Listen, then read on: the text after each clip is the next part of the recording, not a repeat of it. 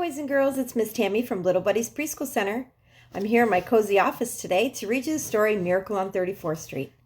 It's a really good story, and it's a little bit long, so snuggle in, put your blankies on, and I'll see you in a minute. Miracle on 34th Street, a storybook edition of the Christmas classic, by Valentine Davies, pictures by James Newman Gray. Floats stretched like a rainbow along Central Park West. Huge balloons tugged at their ropes as if to say, "Come on, let's go." Tubas oomped and bass drums boomed as the marching band tuned up. The Macy's Thanksgiving Day Parade was about to start. "Look, Mother," Susan exclaimed. She pointed to Santa's sleigh at the end of the line. "Santa's snoring." "Oh no," said her mother. "The parade will start any minute, and Santa is the most important part. He's the grand finale." Mother was in charge of the whole Macy's Thanksgiving Day Parade. She spent much of the year getting everything ready so the parade would run just right. But now, moments before the start, Santa sound asleep in the back of a sleigh. She needed to fix this before grumpy Mr. Sawyer found out and complained to Mr. Macy. Excuse me, ma'am," said an elderly bearded man. "May I be of some help?"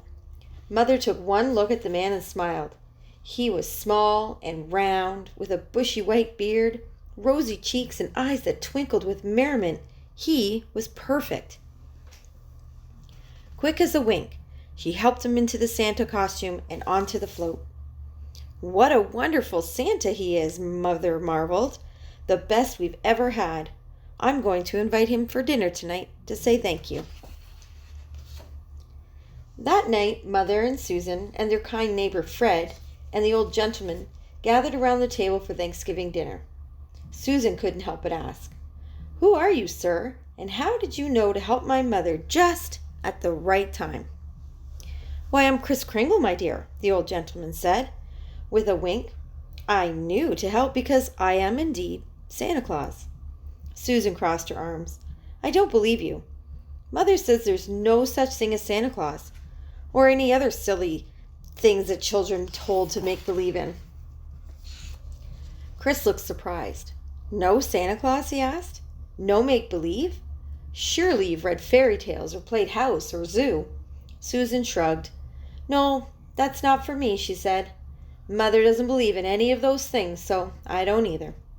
Kris replied, "But my dear, make believe and pretending are what being a child is all about.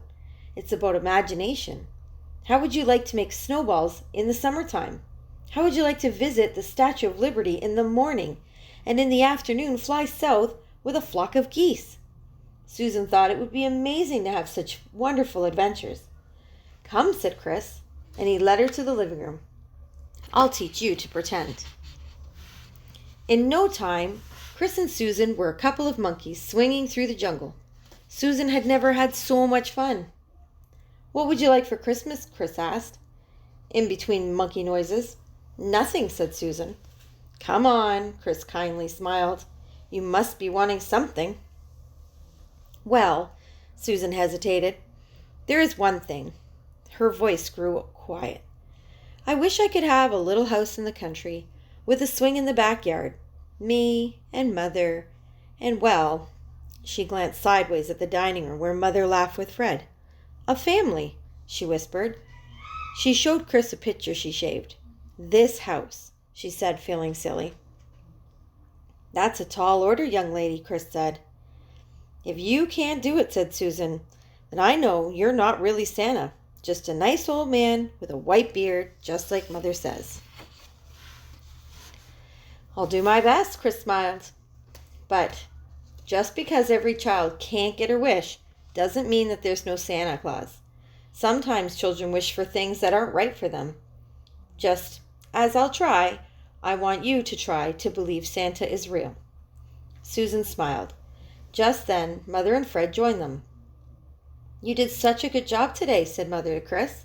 "Mr. Macy will be thrilled if you stay on to work as Santa until Christmas."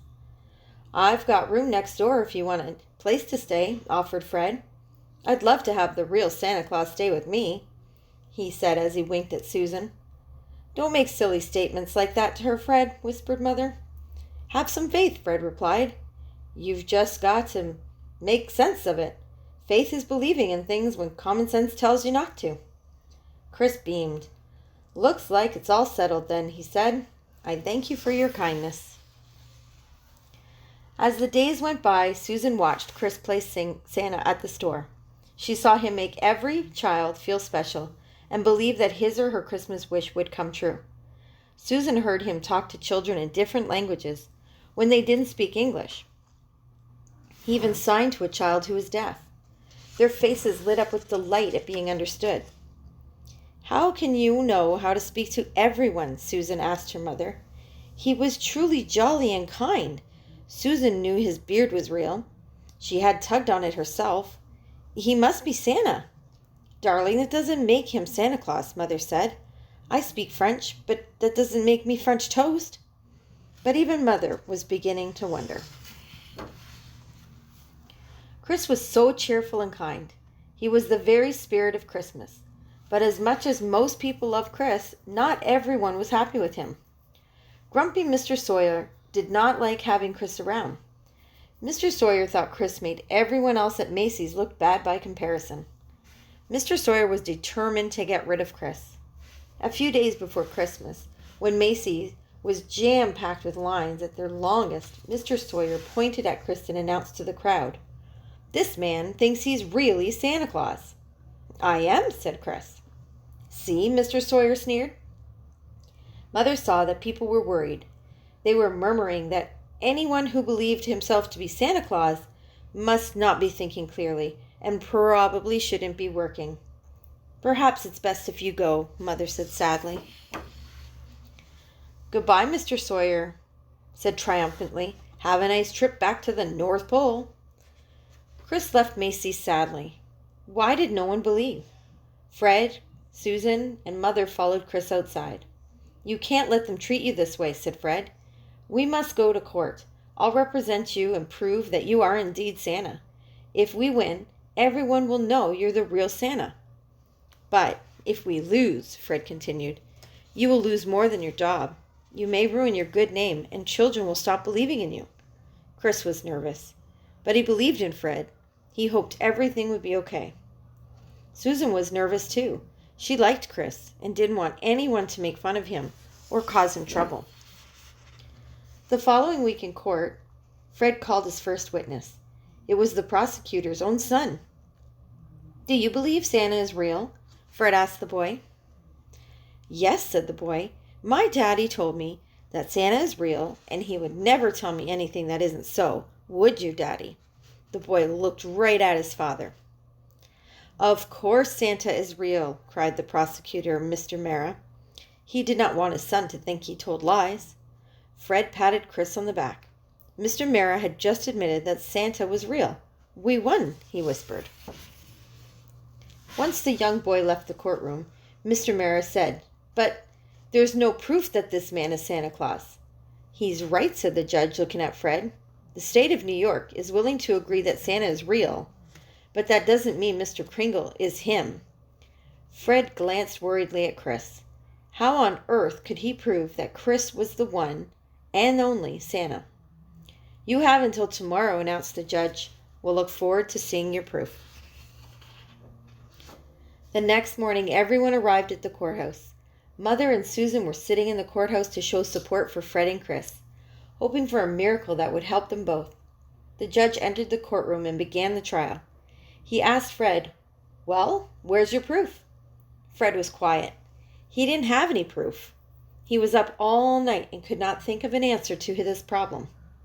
Just then, one of the courtroom doormen came forward and whispered in Fred's ear. Fred's eyes widened, and then he smiled. He gestured toward the door and called out, "Bring him in." "Your Honor," Fred said to the judge, "here's your proof." One poster worker after another paraded in the courtroom, loaded down with bags of mail. They emptied each bag on the judge's desk until it was covered in letters. Every single one was addressed to Santa. The postman had read about the case in the papers and realized it was much faster to reach Santa in New York than to send the letters to the North Pole. The United States Post Office is an official government agency, said Fred. It's against the law for them to deliver mail to the wrong person. If they say Chris is Santa, then he is. In the face of such overwhelming love and support, no further proof was needed. Case closed, says the judge. Merry Christmas, everyone. Chris had a celebration on Christmas Day and invited Susan, Mother, and Fred to come over for fun and presents. Susan looked and looked, but did not find her Christmas wish under the tree. Hadn't they proven that Chris was really Santa? Mother tried to reassure Susan by saying, just because things didn't turn out the way you wanted, you still have to believe in people. As Mother, Fred, and Susan were driving home after the celebration, Susan wanted to be happy. The judge had said Chris was the real Santa. But if that was so, why hadn't he gotten her Christmas wish? Susan wanted to trust what Mother had said. She began to whisper, I believe, over and over. And just then she saw the house of her dreams, the exact one that she had shown Chris. Stop, she cried. Stop the car! The moment the car pulled to a stop, Susan raced into the house with Mother and Fred on her heels. Her bedroom was just as she had imagined, and the backyard, and the tree, and even the swing. Susan turned and saw Mother and Fred's arm around her. Every part of her wish was coming true.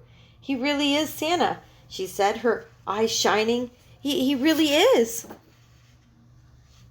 The end. Thanks for listening. Bye for now.